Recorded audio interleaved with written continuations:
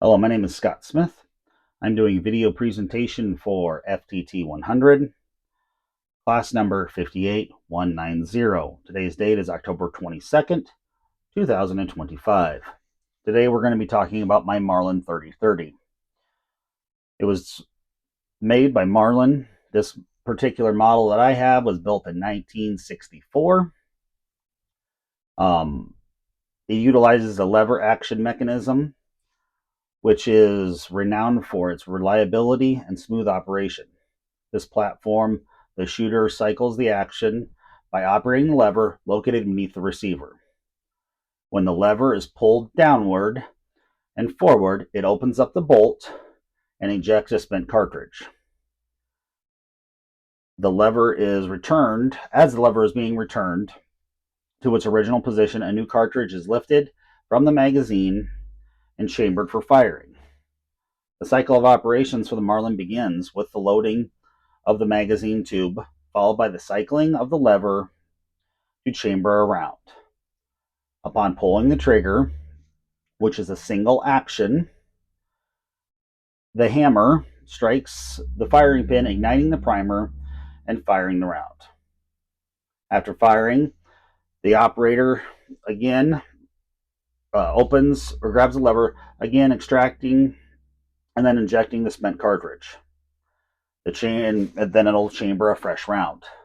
This process repeats for each shot, making the lever action system both efficient and straightforward for rapid follow-up shots. I found this information on Wikipedia. The author and the date are unknown. So the next step I want to talk about how we field strip this. I've already started doing it a little bit, but your first step, whenever you're working with a firearm, you want to make sure that it's empty, no cartridges, no ammunition, and it's safe to use. So as we look at what I've got going on down here, as you can see, I've taken this down into some parts for field stripping. The process normally begins with ensuring the firearm is empty and is safe. The main components are separated during field stripping. And this includes the stock and the receiver assembly, which I have not broken apart yet, the lever and the bolt assembly, and the magazine tube, which I've gotten right here. After removing the lever from the pivot pin screw, which was right here, fit in just like that,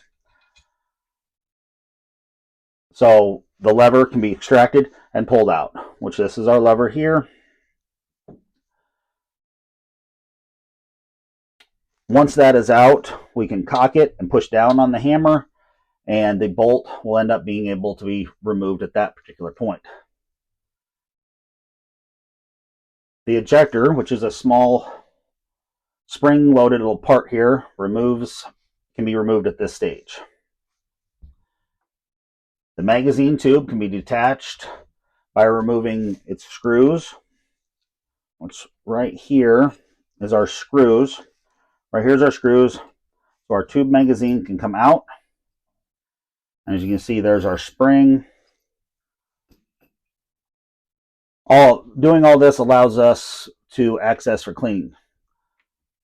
These steps are separating the rifle into the primary assemblies, and I literally did everything for this with just my two little screwdrivers. So you don't need no big fancy tools to take this down to the to field stock or field strips scenario. Now we're going to talk about, as you look, you can see there's part right there. You saw it come up. That is how the lever lifts up and the bolt comes in, and that's how we chamber a fresh round. Now, let's talk about cleaning. So I'm gonna take my gun. It's all been stripped down. To show you how bad it was, or is, I should say, I'm gonna go ahead and take my rod with dry wipes on it, And we're going to start just going down so we can see how bad it was.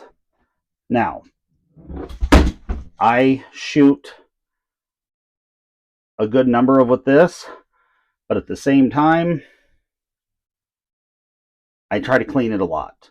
This is probably 20 rounds through it. So, I like to do that to show you what it looks like before I started. I like to use some good cleaning solvents. This is one of them right here, the military grade solvent. This is a good cleaning one. I'm very fond of, and I use it in all of my guns, is actually the Remington shotgun cleaner. It works really good. I always I keep a little bucket here, so when I'm starting to use my chemicals and my sprays and all that, we're first going to put on the safety glasses. Second, we're going to get these rubber gloves on. Let me get this all set up. I'll see you back here in a second. Now, when I'm going to clean this, I'm going to turn the barrel. I'm going to go like this. I'm going to go from the chamber down to the muzzle. The reason I like doing this is because I don't want any of that cleaner to get on the stock. It'll damage the wood. It'll turn it colors. We don't want to do that. So, I always first start off by giving everything a good bath. Now, I have my coffee can down here to catch everything because I really don't want this all over the floor and everything else. Let me do a cleaning on this. I'll show you the results and we'll be back in a second. Now, I have ran my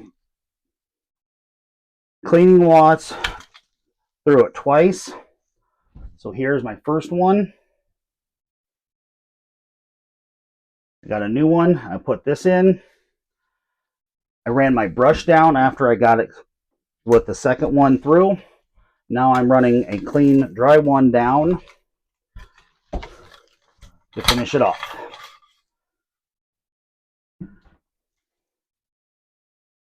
And that is after I ran my wire brush down through.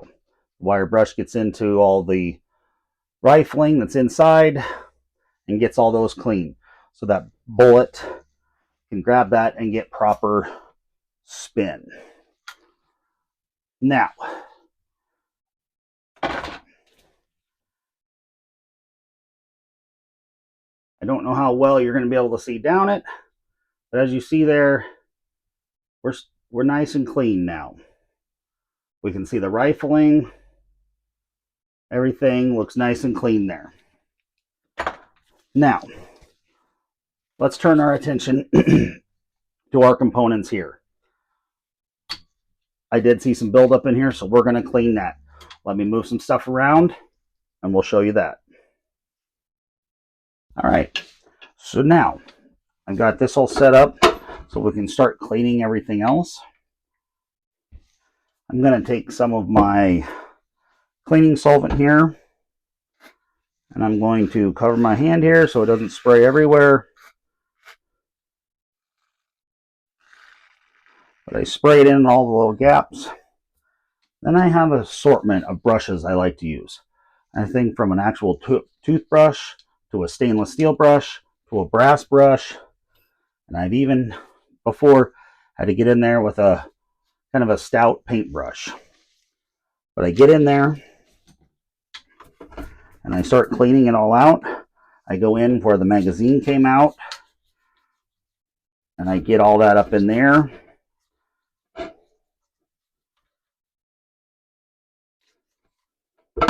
And I try keeping it over the can so we can make sure we're keeping it clean and keeping not getting the cleaning solution all over the place.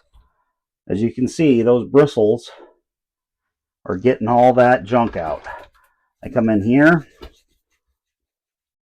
come off on the firing pin, and the hammer. I just make sure it's all clean. Let me finish this up and we'll continue from there.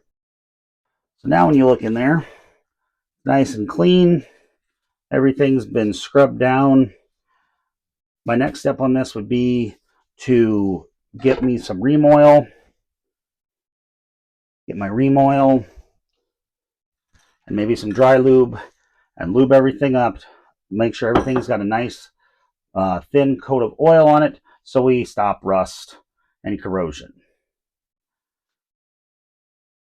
So I was actually able to find a copy of the original owner's manual or operator's manual for it.